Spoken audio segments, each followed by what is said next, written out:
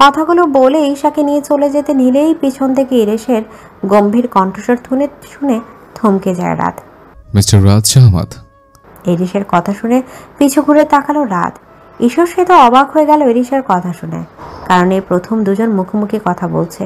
Irish সেটাকে একপাশে সন্তর্পণে আগলে রেখে রাদের দিকে এগিয়ে গেল। একদম তার সামনাসামনি গিয়ে তার দিকে তীক্ষ্ণ দৃষ্টি নিবদ্ধ করে তাকে শীতল কণ্ঠে বলতে লাগলো, সেলার থেকে আসার পর যেসব স্মাগলারদের বিরুদ্ধে তুমি আর ঈশা থানায় জিডি করেছিলে, তারা কতটা ভয়ঙ্কর হতে পারে সে ব্যাপারে কোনো ধারণা আছে তোমার? তাদেরকে সাময়িকভাবে আটকাতে পারলে দীর্ঘস্থায়ী বিপদ থেকে নিজেদের রক্ষা করতে পারবে না তোমরা।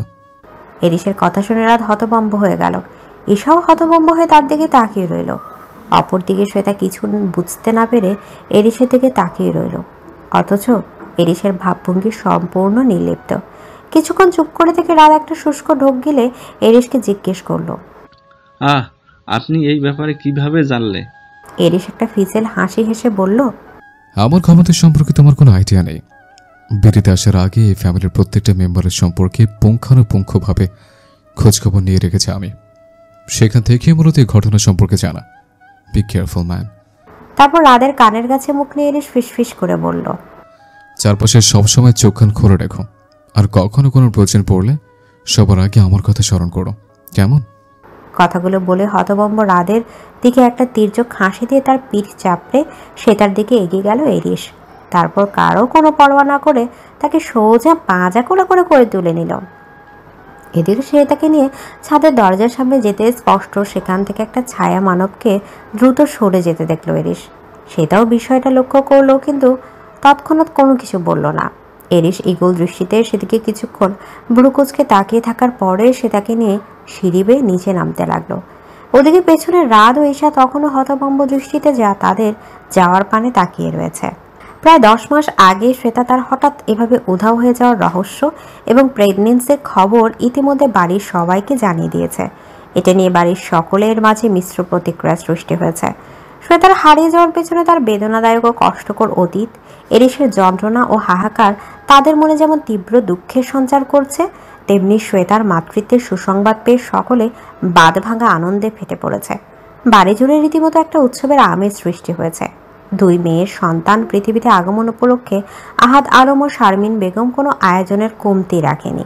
প্রিয়জনের সান্নিধ্য উপভোগ করে এবং উৎসবের আমেজ কাটিয়ে শ্বেতা ইরিশ, রেজওয়ানা খান ও মিসেস অনুপমা শেহরিন খান মেনশনে ফিরে এসেছে। নাহিয়ান আহরার খানের সমস্ত স্মৃতি এ বাড়ি থেকে মুছে ফেলা হয়েছে, কারণ একজন পাপিষ্টের স্মৃতি রেখে বাড়িটাকে কুলুষিত করতে চায় না কেউ। তবু শত হলে নিজের সন্তান ছিল, তাই সকলের অগোচরে দুফোঁটা অশ্রু বিসর্জন করলেন রিজওয়ানা খান। মেঘাচ্ছন্ন এক সকালবেলা, আকাশ জুড়ে অগণিত কালো মেঘের ভেলা ভর করেছে যেন। বৈরী হাওয়ায় মেতে উঠেছে চারপাশ। খান মেনশনের চারপাশ জুড়ে অসংখ্য বড় বড় বিদেশি গাছের সঙ্গে বড় দুটো কৃষ্ণচূড়ার শিউলি ফুলের গাছ রয়েছে, অথচ দুটি গাছের একটিতেও ফুল ফোটেনি, কারণ কৃষ্ণচূড়ার গ্রীষ্মকালীন ফুল ও শিউলির শরৎকালীন ফুল। এজন্য ব্যালকনিতে বড় একটি বেলি ফুলের গাছ লাগিয়েছে শ্বেতা, যেটাতে অসংখ্য বেলি ফুল ফুটে চারপাশ মন মাতানোর সুগন্ধে মম করছে। ব্যালকনিতে চারপাশটা একবার ভালো মতো অবলোকন করে বেডরুমের দিকে পা বাড়ালো শ্বেতা। তার পরনে এই মুহূর্তে লাল পাড়ের কালো একটা সুতির শাড়ি, যেটা তার ফর্সা শুভ্র রঙের গায়ের মাঝে যেন একদম ফুটে উঠেছে। সকাল সকাল গোসল করার ফলে তার ভেজা চুলগুলো শাড়ির সাথে পিঠময় লেপটে গিয়ে কিছুটা ভিজে গিয়েছে। সে সাথে চোখে মুখে এক নিদারুণ স্নিগ্ধতা বিরাজ করছে। বিছানায় ইরিশের ঘুমন্ত মুখশ্রীর দিকে এক পলক তাকিয়ে মুচকি হাসল শ্বেতা। পর মুহূর্তে একটা দুষ্ট বুদ্ধি খেলে গেল তার মাথায়। পা টিপে টিপে সে এগিয়ে গেল ইরিশের শিউরের কাছে। তারপর ভেজা চুলগুলোর কিছু অংশ সামনের দিকে এনে সেগুলো ঝাঁকিয়ে পানি ছিটিয়ে দিল ইরিশের চোখ মুখ বরাবর। পানির ছাপটায় মুহূর্তের মধ্যেই ঘুম ভেঙে গেল ইরিশের। চোখ টিপ টিপ করে ভ্রু কুচকে সে ধীরে ধীরে চোখ মেলে তাকালো শ্বেতার পানে, যে কিনা এই মুহূর্তে তাকে দেখে খিলখিল করে হেসে চলেছে। আকস্মিক এমন হওয়াতে ইরিশ প্রথমে কিছুটা হতভম্ব হয়ে গেল, পরক্ষণে তার দৃষ্টি ছেয়ে গেল মুগ্ধতায়। বিমুগ্ধ চিত্তে আবশিত নয়নে সে ডান হাতের কোণে বিছানায় ঠেকিয়ে তার উপর মাথা রেখে আধা শোয়া হয়ে বসল। তারপর তীক্ষ্ণ অথচ বিমোহিত দৃষ্টিতে অবলোকন করতে লাগলো নিজের অর্ধাঙ্গিনীকে। সে তা হাসি থামিয়ে বিড়বিড় করে বলল, অবশেষে কুম্ভকর্ণের ঘুম ভাঙলো তোমার? এই পন্থা অবলম্বন না করলে তো তোমার ঘুমই ভাঙতো না আজকে। বেলা কয়টা বাজে দেখেছো? এরিস সে তার পানে স্থির দৃষ্টি রেখে মৃদু কণ্ঠে বলল, না, দেখিনি, আর দেখার দরকারও নেই, কারণ আমি যে অন্য কিছু দেখাতে ব্যস্ত। শ্বেতা জিজ্ঞাসু দৃষ্টিতে তাকে হাত নাড়িয়ে জিজ্ঞেস করলো, অন্য কি দেখতে ব্যস্ত? এরিসের ডিপ হাস্কি ভয়েস ভেসে এলো, তোমাকে। কথাটা বলা মাত্র এরিস এক লাফে বিছানা থেকে নেমে এসে আচমকা শ্বেতাকে ঠেলে দেয়ালের সাথে চেপে ধরল। তারপর তার দুই হাতে দুই দিক থেকে দেয়ালের সাথে চেপে ধরল। এরপর স্থির দৃষ্টি আটকে রাখলো শ্বেতার চেহারা পানে। এদিকে আকস্মিক এরিসের এমন কাণ্ডে হকচকে গেল শ্বেতা। হৃদস্পন্দন গতি বা হারালো তার। ড্যাব ড্যাব করে এরিসের মুখপানে তাকিয়ে রইল সে। এরিসের শীতল অথচ বলিষ্ঠ হাত ধীরে ধীরে শ্বেতার কোমরের আঁচল সরিয়ে প্রবেশ করলো তার মোমের মতো নরম ও পাতলা ত্বকে। তারপর শক্ত করে খামচে ধরল তার পেটের কিছু অংশ। অপর হাত দিয়ে তার কপাল থেকে শুরু করে নাক, ঠোঁট, চিবুক, গলা ও ক্লিভেজ স্পর্শ করতে লাগলো। এরিসের শিহরণ জাগানো উষ্ণ স্পর্শে রীতিমতো কেঁপে কেঁপে উঠতে লাগলো শ্বেতা। দ্রুত চোখ মুখ খিচিয়ে বন্ধ করে নিল সে। এই মুহূর্তে প্রচণ্ড জোরে জোরে নিঃশ্বাস প্রশ্বাস নিচ্ছে সে, অথচ এরিসের যেন সেদিকে কোনো ভ্রুক্ষেপই নেই। সে প্রচণ্ড এক নেশালো মাদকতাময় দৃষ্টিতে তার অ্যাডিকশনের দিকে দৃষ্টি আবদ্ধ করে রাখলো। সে তার চোখ জোড়া বন্ধ রেখেই হঠাৎ ছটফট করতে করতে কাঁপা কাঁপা কণ্ঠে বলে উঠল, মা, মা, দাদিজান ডাকছে আমাদের। নিচে সবাই আমাদের জন্য ব্রেকফাস্ট নিয়ে বসে আছে, আর আমাদের পরিবারের সকলকেও দাওয়াত করা হয়েছে। তারা সবাই আমাদের জন্য ওয়েট করছে। এরিস, ব্রেকফাস্ট করতে নিচে চলো প্লিজ। এরিস সে তার মুখের একদম কাছাকাছি নিজের মুখ নিয়ে এসে ডিপ হাস্কি ভয়েসে বলে উঠল, কিন্তু আমার যে অন্য কিছু খেতে মন চাচ্ছে। সে তার তড়িৎ গতিতে চোখ খুলে প্রশ্নবোধক দৃষ্টিতে এরিসের পানে তাকালো। এরিস একটা বাঁকা হাসি দিয়ে শুয়ে তার পাতলা গোলাপি ঠোঁট জন্য সম্পূর্ণ নিজের দখলে নিয়ে নিল। কয়েক মুহূর্তের জন্য সম্পূর্ণ স্থির হয়ে গেল শ্বেতা। তবে এরিসের অধর স্পর্শ তীব্র থেকে তীব্রতর হয়ে ওঠার সাথে সাথে সেও তার সাথে সাথে তাল মেলাতে লাগলো, যেন ভালোবাসার অমৃত সুধা পান করেছে দুজন মিলে। এভাবে মুহূর্তের পর মুহূর্ত কেটে যায়, অথচ কারো যেন ঘোর কাটে না। এভাবে বেশ কিছু মুহূর্ত কেটে যাওয়ার পর এরিস ধীরে ধীরে সে তার ঠোঁট জোড়া ছেড়ে দেয়, তবে তাকে সেভাবেই নিজের সাথে চেপে ধরে রাখে। সে তার চোখ দুটো বন্ধ করে জোরে জোরে নিঃশ্বাস নিতে থাকে। তার ফর্সা মুখশ্রী এই মুহূর্তে টকটকে লালচে বর্ণ ধারণ করেছে। এরিসের মনে হতে থাকে সে তার চেহারাটা যেন একটা লাল রঙা মরিচ, যেটাকে টুপ করে খেয়ে ফেলতে ইচ্ছা হচ্ছে তার। তারপর তার তীব্র ঝালে হাঁসফাঁস করতে থাকলেও তার বিন্দুমাত্র আফসোস থাকবে না। এরিস তার কানের লতিতে আলতো করে চুমুকে ডিপ ভয়েসে বলতে লাগলো, You look like a red chili. I feel like eating you. Even if I end up gasping from the spiciness, afterward, I will have no regrets. এরিসের কথা শুনে লজ্জায় হাঁসফাঁস করতে লাগলো শ্বেতা। সকাল সকাল এই লোকটা তাকে লজ্জা দিয়ে একেবারে মেরে ফেলবে মনে হচ্ছে। কেন যে ঘুমন্ত সিংহকে জাগ্রত করতে এসেছিল সে, তাকে খোঁচাতে এসে নিজেই তার গুহায় বন্দী হয়ে পড়েছে। এসব ভেবেই মনে মনে নিজেকে গালমন্দ করতে লাগলো শ্বেতা। এদিকে নিচ থেকে অনুপমা শেরিনের গলার আওয়াজ ভেসে এলো। তিনি তাদেরকে দ্রুত নিচে নেমে আসতে বলেছেন। শ্বেতা দ্রুত আসছে বলে এরিসের কাছ থেকে কোনো মতে নিজেকে ছাড়িয়ে নিয়ে দ্রুত রুমের বাইরের দিকে দৌড় দেয়। এদিকে হঠাৎ মায়ের আওয়াজ শুনে এরিস কিছুটা অন্যমনস্ক হয়ে যাওয়া সে তাকে আটকে রাখতে পারেনি সে। তবে দরজার দিকে তাকাতেই চোখ জোড়া স্থির হয়ে যায় এরিসের। লাল পাড়ে কালো রঙের সুতির শাড়িতে শ্বেতাকে তার নিকট যেন অপ্সরার মতো লাগছে। দুই পায়ে নুপুরের রিমঝিম আওয়াজ তুলে তার মন্তর গতিতে দৌড়ে যাওয়া এরিসকে যেন পৃথিবীর সবচেয়ে সুন্দর নারীর দর্শন করালো। তার দেখা পৃথিবীর সবচেয়ে সুন্দর দৃশ্যগুলোর মধ্যে এটি যেন অন্যতম বিশেষ আকর্ষণীয়। এরিসের হৃদস্পন্দন ততক্ষণে সীমা ছাড়িয়ে গিয়েছে। প্রবল নেশাক্ত দৃষ্টিতে সেদিকে তাকিয়ে থাকতে থাকতে সে বুকের বাঁ পাশে হাত রেখে প্রশস্ত হেসে বিড়বিড় করে বলে উঠল, আমার বিনাশকারিণী। কিছুক্ষণের মধ্যে খান মেনশনের বিশাল বড় সাইজের আঙিনায় মাঝারি সাইজের একটা হেলিকপ্টার ল্যান্ড করলো। সেখান থেকে বেরিয়ে এলো অতি পরিচিত ও ভালোবাসা দুজন মানুষ, ফারহান ও ভ্যালেরিয়া। মেনশনের বিশাল বড় বারান্দায় দাঁড়িয়ে তাদের আগমনের জন্য অপেক্ষা করছিল পুরো খান পরিবার। এছাড়া অসংখ্য গার্ড ও স্টাফরাও তাদের দায়িত্ব পালন করতে আশেপাশে ছড়িয়ে ছিটিয়ে দাঁড়িয়ে রয়েছে। ভ্যালেরিয়া ও ফারহান দুজনেরই পরনে সাদা রঙের পোশাক। Farhan black shirt, white suit, jeans ও ভ্যালেরিয়া হোয়াইট গাউন পরিহিত অবস্থায় রয়েছে। তাদের বিদেশি ধাঁচের হাস্যোজ্জ্বল চেহারার রৌদ্রের সোনালি রশ্মি পড়ে এক অনন্য সৌন্দর্য বিরাজ করছে। দুজনের হাত ধরে সামনের দিকে এগিয়ে আসছে। ফারহান ও ভ্যালেরিয়ার কাছে আসতে চিরাচরিত নিয়ম ভেঙে এরিস তাকে নিজে থেকে আলিঙ্গন করে নিল। ফারহান এতে বেশ বিস্মিত হলেও পরক্ষণে আনন্দের অতি সহ্যে সেও এরিশকে জড়িয়ে ধরল। শ্বেতা ভ্যালেরিয়াকে জড়িয়ে ধরল। একে একে রিজওয়ানা খান, অনুপমা শেরিনের সাথেও কুশল বিনিময় করে নিল তারা। তারপর সকলে একত্রে মেনশনের ভেতরে ঢুকলো। মহাসমারোহে খাওয়া দাওয়ার কথাবার্তা বলার পর রাজকীয় মেনশনটা ঘুরে ঘুরে তীক্ষ্ণ দৃষ্টিতে পরখ করতে লাগলো ফারহান ও ভ্যালেরিয়া। কয়েকজন গার্ড তাদের সাথে পেছনে পেছনে এলেও তারা তাদেরকে পাঠিয়ে দিয়েছে, কারণ নিজেদের মতো পুরো প্যালেসটা ঘুরে দেখতে চায় তারা। ইটালির এন্ড্রিয়ানো প্যালেসের মতো এত বেশি সুবিশাল অভিজাত্যপূর্ণ না হলেও সৌন্দর্য চাকচিক্যের দিক থেকে কোনো অংশে কম নয় এটা। তিনতলার বিশাল বড় করিডোরের সামনে এসে থেমে গেল ফারহান ও ভ্যালেরিয়া। তারপর দুজনের রেলিং ঘেঁষে দাঁড়ালো। কিছুক্ষণ চুপ করে থেকে হঠাৎ ফারহান আনমনে বলে উঠল, বহু বছর পর আবারও বিড়িতে ফিরে এলাম। মিনিমাম 22 বছর তো হবেই। ফারহানের কথা শুনে ভ্যালেরিয়া অবাক হয়ে বলে উঠল, এর আগেও তুমি রুড বিডিতে এসেছিলে নাকি? কিন্তু কিভাবে?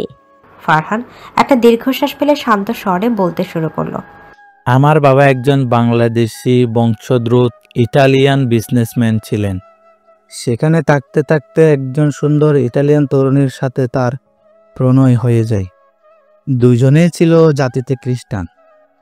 সব সময় কাছাকাছি থাকতে থাকতে দুজন একের অপরের মোহে পড়ে গিয়ে বিয়ে ছাড়াই নিষিদ্ধ এক সম্পর্ক জড়িয়ে পড়ে, যার ফলাফল হিসেবে জন্ম নিয়েছিলাম আমি। আমি যখন পৃথিবীতে এলাম, তারা সাময়িক সময়ের জন্য বাংলাদেশে এসেছিল, কিন্তু আমার যখন 4 বছর বয়স, তারা কণিকের মোহ থেকে বেরিয়ে আসে। ফলশ্রুতিতে তারা দুজন আলাদা হওয়ার সিদ্ধান্ত নেয়। আমি তাদের কাছে আখ্যায়িত হলাম ভুলের মাসুল হিসেবে। কেউ তখন আর আমার দায়িত্ব নিতে চায়নি, যার ফলে আমার জায়গা হয় ইটালির একটি অরফানেজে। আমি পরিচিত হলাম একজন নাজায়েজ অবৈধ সন্তান হিসেবে। কিন্তু ইতালির মতো পাশ্চাত্য সাংস্কৃতিক একটি দেশে সেটাকে সবাই খুব একটা গুরুত্ব দেয়নি। কিন্তু না দিলেও পরিচয় তো আর মিথ্যে হয়ে যায় না। পিতৃমাতৃহীন এক অবৈধ সন্তান হয়ে আমি দিনের পর দিন অবহেলায় বেড়ে উঠতে লাগলাম। কথাগুলো বলতে বলতে গলা ধরে এলো ফারহানের।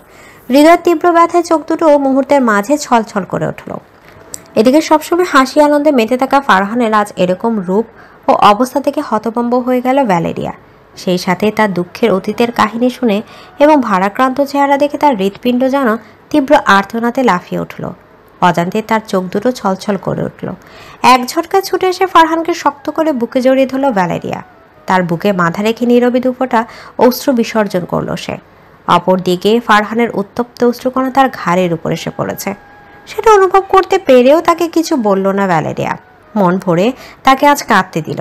কাঁদলে মানুষের মন হালকা হয়, দুঃখের বোঝা কিছুটা হলেও লাঘব হয়। এভাবে বেশ কিছুটা সময় পেরিয়ে যাওয়ার পর ধীরে ধীরে ফারহানের কাছ থেকে নিজের মাথা উঠালো ভ্যালেরিয়া। তারপর ফারহানের রক্তিম চোখ জোড়ায় মধ্যখানে নিজের চোখ জোড়া রাখল সে। ফারহান ভাঙা অথচ শান্ত কণ্ঠে ভ্যালেরিয়াকে জিজ্ঞেস করলো, আমার অতীতের জন্য তুমি কি আমায় ঘৃণা আর অবজ্ঞা করবে সেনোরিটা? ছেড়ে যাবে কি আমায়? ভ্যালেরিয়া ফারহানের ঠোঁট জোড়ার মাঝে নিজের কোমল হাত চেপে ধরে নরম কণ্ঠে বলতে শুরু করলো, তোমায় ছেড়ে যাওয়ার কথা আমি ভুলেও চিন্তা করতে পারি না গার্লি। আর তোমায় ঘৃণা কিংবা অবজ্ঞা করার কথা তো আমি ভুলেও কল্পনাতেও করতে পারি না। তাছাড়া তোমার মতন এমন একজনের ভালোবাসার মানুষ পাওয়া যে ভাগ্যের ব্যাপার। যখন আমার এই পৃথিবীতে বেঁচে থাকার একমাত্র অবলম্বনটাও হারিয়ে গিয়েছিল, তখন একমাত্র তুমিই আমায় ভালোবেসে দিয়ে আগলে আপন করে নিয়েছিলে। সেই তোমাকে আমি কি করে ছেড়ে দিতে পারি যেখানে তোমার কোনো দোষটাই নেই? বরং সেই মানুষগুলোর উপর আমি অভিশপ্ত দিচ্ছি যারা তাদের আপন সন্তানকে অবহেলা করতে পায়ে ঠেলে দিয়েছে। ফারহান গভীর দৃষ্টিতে ভ্যালেরিয়াকে অবলোকন করতে লাগলো, যেন মুগ্ধতা ও আবেগ উজাড় করে দিতে চাচ্ছে নিজের দু চোখের মাঝে। এই পৃথিবীতে ফারহান ও ভ্যালেরিয়ার রক্তের সম্পর্কের কেউই হয়তো নেই, আছে কেবল তারা দুজন দুজনের জন্য। ফারহান গভীর আবেগে হঠাৎ ভ্যালেরিয়ার কোমর টেনে ধরে তাকে শক্ত করে নিজের হাতে জাপটে মিশিয়ে নিল। তারপর অপর হাতে তার মাথা চেপে ধরে তার ঠোঁট জোড়া নিজের ঠোঁট দুটো মিশিয়ে দিল। গভীর এক চুম্বন করতে লাগলো সেথায়। দুজনের হৃদস্পন্দন তীব্রভাবে বৃদ্ধি পেয়ে গেল। এভাবে কেটে গেল অনেকগুলো স্বস্তিকর মুহূর্ত। একটা সময় ফারহান ভ্যালেরিয়াকে ছেড়ে দিল। দুজনই ঘন ঘন নিঃশ্বাস নিতে লাগলো। তখনও একে অপরকে গভীরভাবে জড়িয়ে ধরে রেখেছে তারা। হঠাৎ করে ভ্যালেরিয়া দৃষ্টি অবনত করে অত্যন্ত নিচু আওয়াজে বলে উঠল, আমি কনসেপ্ট করেছি কালভি। ভ্যালেরিয়া কথাটা যেন বিদ্যুৎ স্পৃষ্টের মতো চমকে গেল ফারহানকে। তড়িৎ গতিতে সে তাকালো নিজের প্রিয়সীর পানে। তার অবিশ্বাস্য দৃষ্টি তাকে জানান দিল সে যেন প্রিয়তমের এই কথাটা বিশ্বাস করতে পারছে না। ভ্যালেরিয়া চোখ তুলে তাকে মুচকি হেসে মাথা নেড়ে সায় জানাতেই হঠাৎ ফারহান তাকে দুই হাত দিয়ে সোজাভাবে করে তুলে নিয়ে ক্রমাগত ঘূর্ণিপাক খেতে খেতে চিৎকার করে করে নিজের আনন্দধ্বনি প্রকাশ করতে লাগলো। ইয়াহু, আমিও এরিস স্যারের মতো বাবা হব। কি আনন্দ যে লাগছে আমার, আমি বাসায় প্রকাশ করতে পারবো না। এত খুশি আমি জীবনেও হইনি সেনোরিটা। ধন্যবাদ সেনোরিটা, আমাকে এত এত খুশি উপহার দেওয়ার জন্যে। এই খুশির খবর আমি গোটা দুনিয়াকে জানাতে চাই। অপরদিকে ভ্যালেরিয়া খিলখিল করে হেসে কেবল ফারহানের পাগলামি ও আনন্দ উচ্ছ্বাস উপভোগ করতে লাগলো। এদিকে কক্সবাজার অঞ্চলের একটি বিলাসবহুল প্রাইভেট রিসোর্ট বুক করেছে এরিস। শুধু সে একা নয়, বরং তার পক্ষ থেকে ইহান, শুভ্রা, ফারহান, ভ্যালেরিয়া ও রাত ঈশাকেও এই রিসোর্টে আমন্ত্রণ জানানো হয়েছে। এই রিসোর্টটি সাধারণত নিরিবিলি পরিবেশের ব্যক্তিগত সৈকত এবং বিলাসবহুল সুবিধা প্রদান করে। 4টি কাপল আলাদা আলাদাভাবে নিজেদের ব্যক্তিগত ও রোমান্টিক মুহূর্তগুলো পার করবে। মূলত ফারহানের বাবা হওয়ার সুবাদে শুনে এবং শ্বেতার সাথে নিজের ঘনিষ্ঠ অন্তরঙ্গ মুহূর্তগুলো পার করার জন্য এমন একটা উদ্যোগ নিয়েছে এরিস। সম্পূর্ণ সি বিচ বুক করে নেওয়াতে এই 4 জোড়া কাপল ব্যতীত বাইরের কেউ এখানে উপস্থিত নেই। তাই সম্পূর্ণ নিজেদের মতো করে তারা তাদের মুহূর্তগুলো উপভোগ করতে পারছে। কিন্তু সেটাও শুভ্রাকে নিয়ে এরিস ও ইহান অত্যাধিক পরিমাণে কনসার্ন রয়েছে, কারণ তারা এই মুহূর্তে কয়েক মাসের প্রেগন্যান্ট। এগুলো ছাড়াও তাদের বাড়তি কনসেন্ট্রেশন তো রয়েছেই। ফারহানও ভ্যালেরিয়াকে নিয়ে যথেষ্ট সচেতন রয়েছে। সমুদ্রের সানরাইজ দেখে শুরু করে পুরোটা দিন সমুদ্র সৈকতের কিনারায় কাটিয়েছে প্রত্যেকে। শ্বেতা, শুভ্রা, ভ্যালেরিয়া প্রেগনেন্ট থাকায় তারা সমুদ্র সৈকতে সাঁতার কাটতে পারেনি। তাদেরকে রেখে তাই ঈশাও আর যায়নি। তাদের হাজবেন্ডরাও সাঁতার কেটে কেটে রীতিমতো প্রতিযোগিতায় নেমে গিয়েছিল, তবে এরিসকে হারাতে পারেনি কেউই। অত্যন্ত ক্ষিপ্র প্রগতিতে সুইমিং করে সে সবার আগে পৌঁছে গিয়েছে। তবে মেয়েদের সাঁতারের অভাব পূরণ করে দিয়েছে জলকেলি খেলা। স্থানীয় উপজাতি মেয়েদের সাথে পানি ছিটিয়ে ছিটিয়ে এই মজাদার খেলাটি উপভোগ করেছে তারা। তারপর বালির মধ্যে মূর্তি ও ঘর বানানো ট্রলারের মাধ্যমে গোটা সমুদ্র জুড়ে রাইড করা, সানবাথ, রিল্যাক্সেশন করা, কাপল, সিঙ্গেল ও গ্রুপ সেলফি তোলা, সকলে একত্রিত হয়ে সানসেট দেখা, প্রচুর স্ন্যাক্স ও সামুদ্রিক খাবার উপভোগ করা, অসংখ্য বিচ স্পোর্টস এনজয় করা, ঘোড়ার পিঠে চড়ে আনন্দ উপভোগ করা, প্যারাসিটে করে উড়ে বেড়ানো, দোলনায় বসে দোল খাওয়া এবং সবশেষ নিশুতি রাতে সমুদ্রের তীর ঘেঁষে সৈকত ভ্রমণ করলো প্রত্যেকটা জোড়া।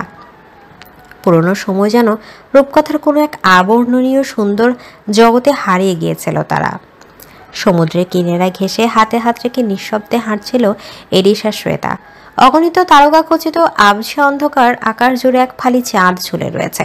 নিজেদের মধ্যে একান্ত কিছু সময় কাটাতে চায় বলেই অন্যদের থেকে কিছুটা দূরত্ব বজায় রেখেছে এরিস ও শ্বেতা। সমুদ্রের শীতল ও তীব্র বাতাস তাদেরকে পারছে না শুধু উড়িয়ে নিয়ে যেতে। এরিসের পরনে লম্বা চড়া সাদা শার্ট ও একটি কালো জিন্স। শার্টের উপরে কয়েকটা বোতাম খোলা, তাতে তার চড়া ফর্সা বুক দৃশ্যমান হয়ে আছে কিছুটা। সুদর্শন মুখখানে হালকা চাপ দাড়ি বিদ্যমান। ঘাড় অবধি লম্বা সিল্কি চুলগুলো বাতাসের ঝাপটায় এলোমেলোভাবে উঠছে। এই মুহূর্তে তাকে দেখতে ডিজনিল্যান্ডের কোনো প্রিন্সের মতো লাগছে। এদিকে তীব্র বাতাসে সে তার খোলা চুলগুলো প্রচণ্ড এলোমেলোভাবে উঠছিল। তার ডার্ক রেড কালারের ভেলভেটের লম্বা ফ্লাপি গাউনটা বাতাসের তোপে বারবার ফুলে উঠেছে। সেই সাথে মেয়েটার মুখে অপরিসীম এক সৌন্দর্য স্নিগ্ধতা বিরাজ করছে। মুগ্ধ দৃষ্টিতে সে চারপাশের সবকিছু অবলোকন করে যাচ্ছে। প্রিয় মানুষের সাথে হাতে হাত রেখে সমুদ্রের কিনারে হাঁটতে পারাটা তার যেন স্বপ্নের মতো মনে হচ্ছে। সে তার প্রতিটা মুভমেন্ট শুরু থেকে খুঁটিয়ে খুঁটিয়ে দেখছে এরিস। মুখে অজস্র আবেগ ফুটে থাকলেও মুখ ফুটে একটা বাক্য সে উচ্চারণ করেনি।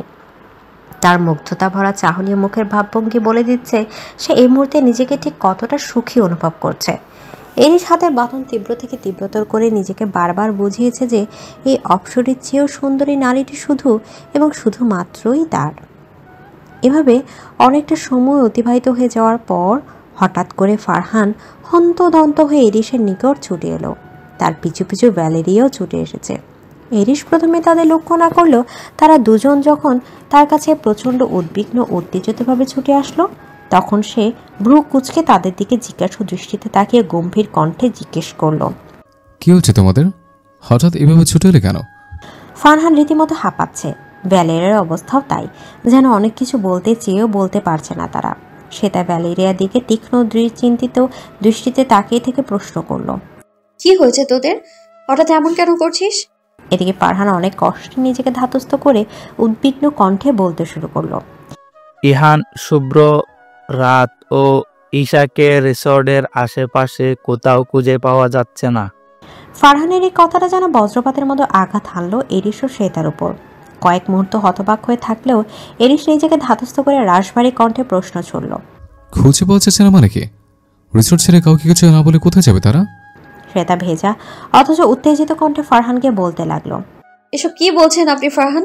জলজান্ত 4 জন মানুষ হঠাৎ এইভাবে উধাও হয়ে যাবে? আপনি চারপাশ ভালো করে খুঁজে দেখেছেন? ভ্যালেরিয়া উদ্বিগ্ন কণ্ঠে বলে উঠল, হ্যাঁ রে, আমরা রিসর্টের সব জায়গায় খুঁজে দেখেছি, এমনকি রিসর্টের বাইরে সমস্ত এলাকায় ম্যানেজারকে বলিয়ে খুঁজেছি, কিন্তু কোথাও ওদেরকে খুঁজে পাইনি। শ্বেতা দিশেহারা হয়ে হঠাৎ দুঃখে কেঁদে উঠতে এরিস দ্রুত তাকে সামনে নিল। তাকে নিজের সাথে সম্পূর্ণভাবে জড়িয়ে নিয়ে আর মনে বিড়বিড় করে বলে উঠল, ব্যক্তিগত রিসোর্ট নেওয়াতে নিরাপদ মনে করে চারপাশে সেফটি না নেওয়াটাই আমার চরম ভুল ছিল। আমার বোঝ হচ্ছে ছিল চারপাশে শত্রুরা সুযোগের অপেক্ষায় ওত পেতে বসে আছে। তারপর মুহূর্তের মধ্যে নিজেকে শক্ত করে এরিস ফারহানের উদ্দেশ্যে অত্যন্ত দৃঢ় চিত্তে আদেশ ছুড়ল, এক্ষুনি রিসোর্টের সমস্ত সিসিটিভি ফুটেজ চেক করো। আমার বাদের রিসোর্টের একটা স্টাফও যেন বাইরে বের হতে না পারে। বাংলাদেশে অবস্থান করা আমার সমস্ত গার্ডদের ইনফর্ম করো। সমস্ত কক্সবাজার এরিয়া যেন এই মুহূর্তে ঘেরাও করে ফেলা হয়। কেউ যেন এই মুহূর্ত থেকে শহরে বেরোতে না পারে। যে কোনো মূল্যে ওদেরকে খুঁজে পাওয়া যায় মানে চাই। ফারহান দৃঢ় ভঙ্গিতে মাথা নাড়িয়ে ছুটে গিয়ে নিজের কাজে লেগে পড়ল। তবে যাওয়ার আগে ভ্যালেরিয়াকে এরিস ও শ্বেতার তত্ত্বাবধানে রেখে গেল। শ্বেতা তখনও ডুকরে কেঁদে চলেছে। ভ্যালেরিয়া যথাসম্ভব তাকে সান্ত্বনা দিচ্ছে, কিন্তু সে কিছুতেই শান্ত হচ্ছে না। তৎক্ষণাৎ তার মাথার সযত্নে হাত বোলাতে থাকে এরিসের গিয়ে কণ্ঠ ভেসে এলো শ্বেতার কানে, 24 ঘন্টার মধ্যে ওদের সবাইকে তোমার চোখের সামনে এনে হাজির করবো। কথা দিচ্ছে এরিকশন, একটু ভরসা তো তুমি তোমার স্বামীর উপর করতেই পারো, তাই না? সেটা কন্ধনরত ফোলা ফোলা ও রক্তিম চোখ জোড়া নিয়ে তাকালো এরিসের পানে। এরিস তার চোখের পানি আলগোছে মুছে দিয়ে বুকের সাথে তার মাথাটা শক্তভাবে চেপে ধরল। তারপর আকাশের দিকে তাকিয়ে একটা প্রলম্বিত নিঃশ্বাস নিল। এরিসের মাফিয়া বাহিনী সম্পূর্ণ কক্সবাজার জেলায় ঘেরাও করে রেখেছে। কোথাও বেরোনোর একটুখানি ফাঁকফোকর অবধি নেই। এমনকি বাহির থেকেও মানুষজন জেলার ভেতর প্রবেশ করতে পারছে না। এই নিয়ে প্রশাসনিক ও সরকারি কার্যালয়গুলোতে হুলস্থুল কাণ্ড বেঁধে গিয়েছে। মিডিয়াও যথাসম্ভব আতঙ্কিত হয়ে খবর প্রকাশ করতে চাচ্ছে, কিন্তু কেউ কক্সবাজারের সীমানায় ঘেঁষতে পারছে না। তবে এরিসের পক্ষ থেকে আশ্বস্ত করা হয়েছে জনগণের জানমালের কোনো প্রকার ক্ষতি হবে না। শুধু একটা নির্দিষ্ট সময় পর্যন্ত তাদেরকে তাদের কার্যক্রম চালিয়ে যেতে কেউ যেন কোনো বাধা প্রদান না করে। অবশেষে তার সেই সিদ্ধান্তকেই মেনে নিয়েছে সকলে। তবে সকলের মধ্যে এখনো পর্যন্ত একটা আতঙ্কিত অবস্থা বিরাজ করছে। এদিকে এর সমস্ত রিসর্টের সিসিটিভি ফুটেজ চেক করেছে। সম্পূর্ণ ফুটেজ জুড়ে তার এবং সেটা ফারহান ভ্যালেরিয়ার তীক্ষ্ণ দৃষ্টি বিরাজমান, যেন পুঙ্খানুপুঙ্খ জিনিসও তাদের দৃষ্টির সীমা থেকে বেরিয়ে না যায়। অনেকক্ষণ যাবৎ এক নাগারে পর্যবেক্ষণ করার পর হঠাৎ একটা দৃশ্যের উপর এরিসের দৃষ্টি আটকে যায়। রাত, ঈশা, ইহান, শুভ্রার রিসোর্টে দুটি আলাদা আলাদা জায়গায় অবস্থান করছিল। তারপর হঠাৎ করে তারা চারজন একটি জায়গায় একত্রিত হয়। তাদের ভাবভঙ্গি দেখে মনে হচ্ছিল কেউ যেন তাদেরকে একত্রিত হতে ডেকেছে। তার কিছুক্ষণের মধ্যেই সেখানে উপস্থিত হয় একজন যুবক। তারপর তাদের সাথে কিছু একটা নিয়ে কথা বলতে থাকে। পিছু ঘুরে থাকায় যুবকটিকে প্রথমে দেখা যাচ্ছিল না, তবে সামনের দিকে ঘুরতে নিজেকে মাস্কের আবরণে ঢেকে নেয় সে। এসে দৃষ্টি মুহূর্তে তীক্ষ্ণ হয়ে যায়। মনিটর কন্ট্রোলারকে বলে দৃশ্যটা পজ করে জুম করতে বলে। যুবকের মাস্কে মুখে দেওয়া ঠিক আগ মুহূর্তে ভিডিওটি পজ হয়ে যায়। কিছুক্ষণ স্থির দৃষ্টিতে তাকিয়ে থাকার পর এরিসের দৃষ্টি হঠাৎ অত্যন্ত শীতল ও তীক্ষ্ণ হয়ে যায়। সেই সাথে তার সাথে অবস্থান করা শ্বেতা, ফারহান ও ভ্যালেরিয়াও অনেকটা থমকে যায়। ভিডিওর যুবকটি আর কেউ নয়, রায়ান। সকলে প্রচণ্ড বিস্মিত হলেও মনিটরের স্ক্রিনের দিকে দৃষ্টি আবদ্ধ রাখে তারা। পর মুহূর্তে দেখা যায় রিসোর্টের গেটের কাছে একটা কালো মাইক্রো দাঁড়িয়ে আছে। সেখানে গিয়ে প্রত্যেককে দাঁড়িয়ে যায়। রায়ান ব্যতীত অন্যদের ভাবভঙ্গি দেখে মনে হচ্ছিল তারা মাইক্রোতে উঠতে ইচ্ছুক নয়। হঠাৎ করে মাইক্রোর ভেতর থেকে কয়েকজন মুখোশধারী লোক এসে তাদের চারজনের মুখে রুমাল চেপে ধরে। তারপর তাদের এক প্রকার টেনে হিঁচড়ে মাইক্রোতে উঠিয়ে নেয়। সবাইকে উঠিয়ে নেওয়ার শেষে রায়ান একটা শয়তানের হাসি দিয়ে মাইক্রোতে উঠে যায়। তারপর মনিটরের স্ক্রিনে মাইক্রোটা অদৃশ্য হয়ে যেতেই এরিস প্রচণ্ড রাগে কাঁপতে কাঁপতে টেবিলের উপর একটা জোরে থাবা বসালো। উপস্থিত সকলে চমকে উঠল। সেই সাথে একটা তীব্র ক্রোধ উত্তেজনা সকলের মনেই দানা বাঁধতে থাকে। সেটা উত্তেজিত কণ্ঠে বলতে থাকে, তার মানে রায়ান ভাইয়া ওদেরকে কিডন্যাপ করেছে, কিন্তু সে এমনটা কেন করলো? তার উদ্দেশ্যই বা কি? ফারহানা ভ্যালেরিয়া কপালেও দুশ্চিন্তার ছাপ স্পষ্ট। এরিস সবার দিকে এক পলক তাকিয়ে শীতল কণ্ঠে বলতে লাগলো, কি তার উদ্দেশ্য সেটা তো তাকে ধরার পরে জানা যাবে। তবে এতটুকু নিশ্চয়তা আমি দিতে পারি যে সে আমার হাত থেকে পালাতে পারবে না, কিছুতেই না। একটা আবছা অন্ধকারময় বদ্ধ রুমে বন্দি অবস্থায় পড়ে রয়েছে ইহান, শুভ্রা, রাত ও ঈশা। সকলে অচেতন অবস্থায় পড়ে রয়েছে।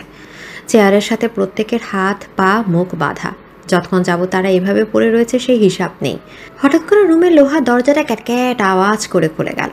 তাতে রুমের মাঝ বরাবর প্রতিফলিত হলো এক টুকরো সোনালি আলোর ঝিলিক। সেই সাথে প্রতিধ্বনিত হলো একজোড়া দৃঢ় পদযুগল।